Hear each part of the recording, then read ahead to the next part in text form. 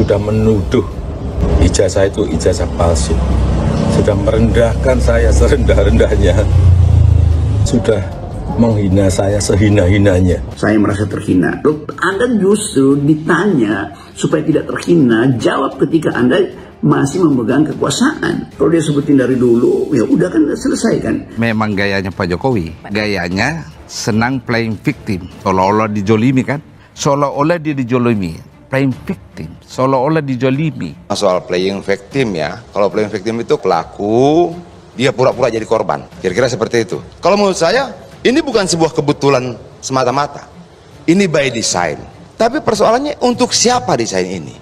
Untuk anaknya yang selalu dibawa kemana-mana. Untuk Pak Jokowi, kenapa kalau emang merasa ijazah itu privacy, kenapa Bapak nggak laporin orang yang nyebarin ijazah di sosmed, tapi malah ngelaporin orang yang curiga, rakyat yang curiga? Ayolah, berhenti bikin drama-drama kayak gini. Kata netizen, gimana Indonesia mau maju? Negara lain udah bikin robot, di Indonesia masih adu otot.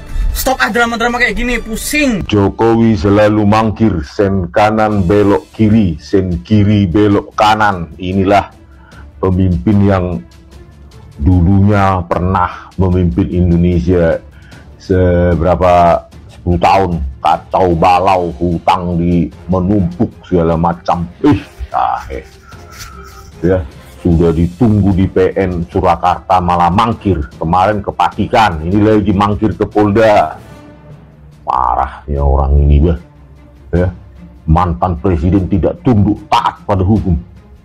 Ya, harusnya kan kalau dia benar mantan presiden yang benar, ijazah UGM-nya asli, ya, harusnya ya datang gitu loh. Apa takutnya rupanya?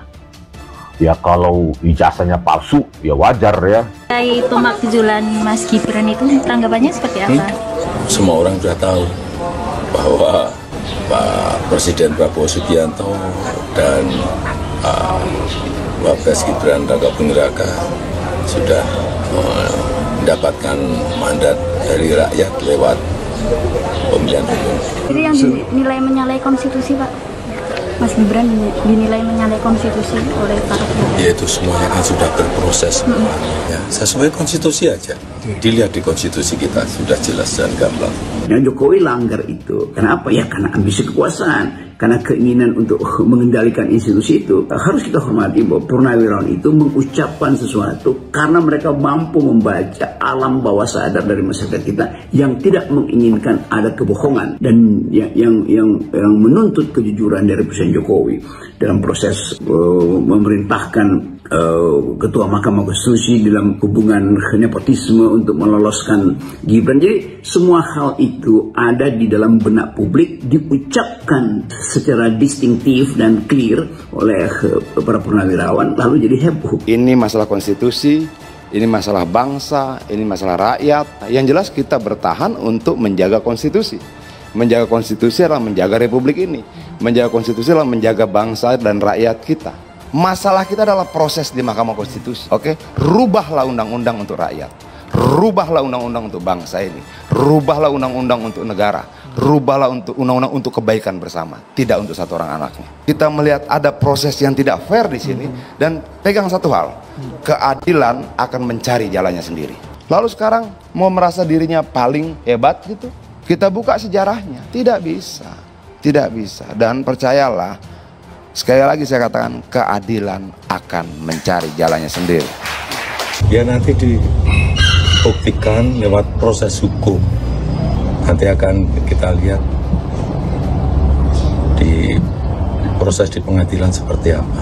Sebetulnya ini bukan soal hukum, ini soal ethics, leadership ethics, etika kepemimpinan. Tetapi ini soal presiden yang berbohong, diduga berbohong, dihipotesakan bahwa dia menunggangi opini publik bertahun-tahun hanya untuk mempertahankan reputasinya dengan mengumbar kebohongan kan. Kan warga negara bertanya pada waktu itu, Bapak itu SMK bener apa enggak? Bapak 11 triliun itu bener apa enggak? Bapak ijazahnya bener apa enggak tuh? Dia tahan itu kan selama 2 tahun. Artinya kalau untuk pelaporan itu bisa untuk peringatan ke pihak lain gitu nggak Pak yang melakukan yang sama? Nanti akan menjadi pembelajaran kita semuanya.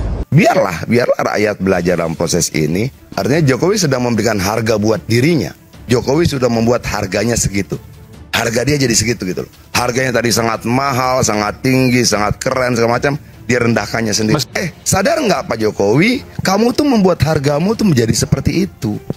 Itu loh. Itu saja sedihnya. Tapi kalau lu tanya, siapa sih yang membuat harga lu? Bukan orang lain, diri lu sendiri yang buat harga lu.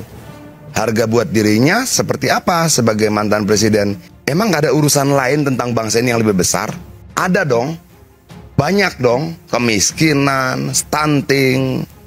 Bicaralah tentang itu. Itu loh, ada problem lain di bangsa ini yang belum pernah selesai. Dari dulu pelanggaran HAM-nya belum selesai, stunting terus bertambah, katanya 25% anak Indonesia kelaparan dan sebagainya.